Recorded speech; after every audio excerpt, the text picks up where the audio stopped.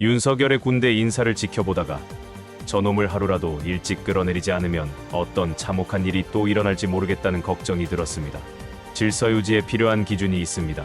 신상필벌과 상선벌악 이 두 가지는 문명사회를 유지해가는 가장 필요한 기준이 됩니다. 처벌받을 사람은 누구도 처벌을 받지 않고 처벌받을 사람을 찾아낸 사람만 처벌받는 상황이 발생했습니다. 박정훈 대령을 제외한 주요 관계자 중에서 아무도 처벌받지 않았습니다. 처벌받은 사람은 단 한 명, 박정훈 대령만 항명죄로 기소된 어이없는 상태입니다.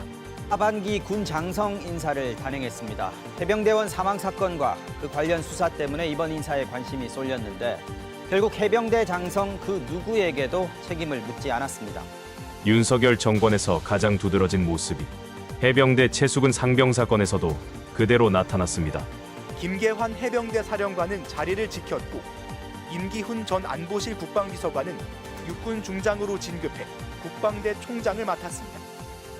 임성근 사단장은 계급을 유지한 채 정책 연수를 가게 됐습니다. 외곽에서 해병대 발전에 기여하겠다는 본인 의사를 반영했다고 설명했는데 신상필벌은커녕 신벌필상이 되었습니다. 박정훈 대령에 대해서 군 검찰은 항명 혐의가 차고 넘친다면서 지난달 6일에 박 대령을 기소했습니다. 재판은 진행되고 있을까요? 황당한 이유로 시작도 못하고 있습니다. 검찰에서 재판부에 제출할 증거 기록, 증거 목록을 내지 못하고 있습니다. 검찰은 공판이 시작도 안 되었는데 공판을 연기해달라고 신청을 했습니다. 이에 대해서 오마이뉴스에 출연한 박정훈 대령 변호사는 이렇게 말했습니다. 참 살다 무슨 기록 목록 작성에 시간이 든다고 공판 준비기를 늦춰달라는 그런 정식 문건을 냈더라고. 군 검찰에서 증거 목록을 아직 정리를 못했다. 그러니까 수사기록 목록 중에서 재판부에 증거로 낼 것을 줄여서 분별하고 있다는 것인데 이미 수사기록 목록이 다 작성되어 있는 상태에서 아직도 재판정에 제출할 증거 목록을 분류하지 못했다. 이것이 말하는 건 무슨 뜻일까요? 조사자료 증거를 그냥 내게 되면 심각한 파장이 발생한다는 이야기입니다. 그걸 감추려고 지금 뭘 내면 되나 안 되나를 고민하는 것입니다. 기소를 한 지가 한 달이 넘었는데 아직도 증거기록 목록조차 분류를 못하고 있다면 기소는 왜 그렇게 서둘러서 했는지 도대체 이해가 안 되는 게 한두 가지가 아닙니다. 이런 이유로 공판기일을 연기한 사례가 없습니다. 검찰에서는 일주일 이내로 반드시 내겠다. 재판부에 이렇게 약속을 하고 있는데 도대체 검찰 말을 믿어야 되는 건지 박정훈 대령 측은 몹시 답답한 지경입니다. 사건을 이첩받은 경북경찰청 수사는 지금 하고 있는지 안 하고 있는지 감감무소식입니다. 어떤 수사 진행 과정도 외부에 알려지지 않고 있습니다. 아마도 총선이 끝나고서야 소식을 듣지 않을까 생각됩니다. 국방부 감찰단 조사본부가 2명을 입건해서 경북경찰청에 사건을 이첩한 지는 2달이 넘었습니다. 정상적이라면 검찰에 송치하고도 남을 시간입니다.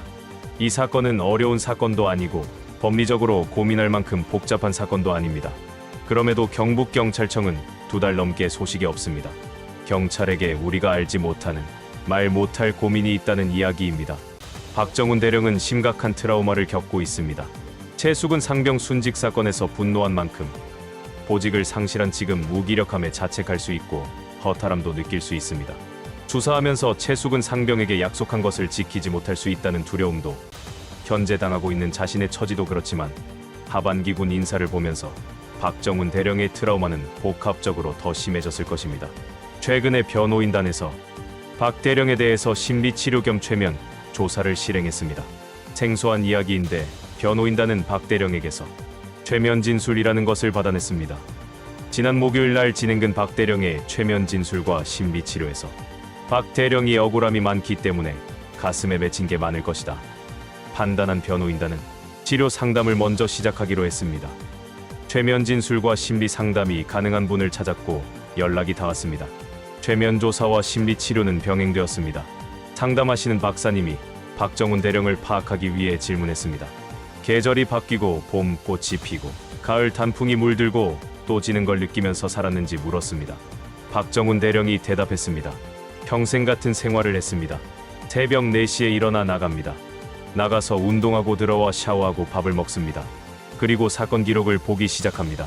퇴근할 때까지 사건에 매달리다가 퇴근하면 바로 씻고 하루를 잠깐 정리하고 잠자리에 들었습니다. 박정훈 대령의 답변에서는 여행이나 낭만이나 일상적인 여유 속에서 뭘 했다는 답변이 없었습니다. 자신이 속해 있는 조직에서 자신에게 부여된 일을 굉장히 열심히 하면서 살아온 인생이라는 걸 박사는 쉽게 알 수 있었습니다. 박사는 박정훈 대령에게 최면을 걸고 당시 상황과 심정을 물었습니다. 강하고 심지궂은 모습에 아무도 알지 못했던 박정훈 대령의 내면이 처음으로 나타났습니다. 박정훈 대령의 내면에는 숨진 해병에 대한 죄책감 같은 것이 너무 많이 자리 잡고 있었습니다. 최숙은 상병 시신을 보는 장면으로 박사는 유도했습니다. 박정훈 대령은 시신을 보았던 장면을 떠올리면서 무척 괴로워했습니다. 해병대 선배로서 전우로서 죄책감과 미안함을 느끼고 있었습니다. 박정훈 대령이 방송 인터뷰에서 이렇게 말했었습니다. 억울함이 없도록 수사하겠다고 최숙은 상병에게 약속했습니다. 이렇게 인터뷰했었습니다.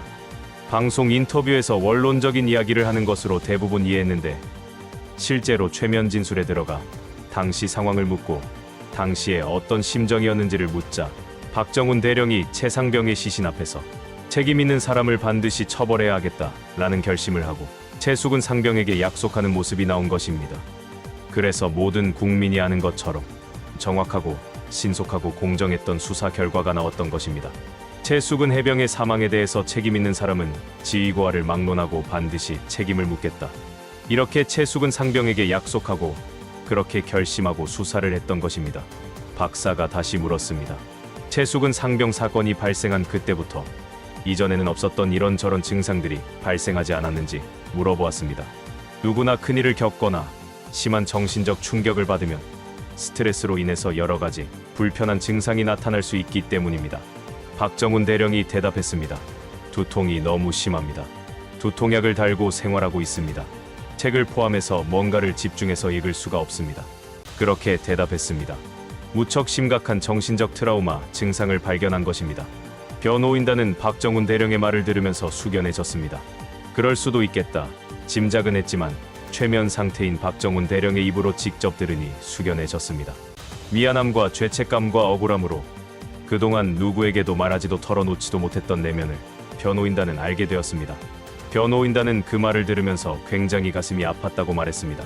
그리고 이렇게 성실하게 살아온 박정훈 대령이 참 군인의 길을 걸어온 박정훈 대령에게 왜 이런 일이 벌어져야만 하는지 변호인단은 가슴이 답답해졌습니다.